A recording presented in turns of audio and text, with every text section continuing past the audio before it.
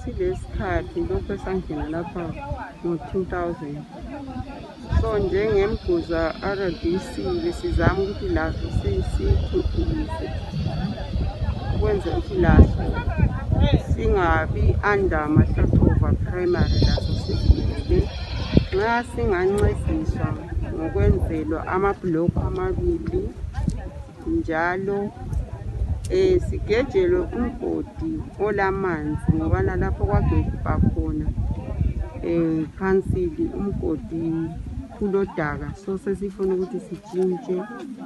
singathola umuntu ongasenzela lokhu ukusigebhela umgodi wethu esikolweni sibona yonke into izahamba kuhle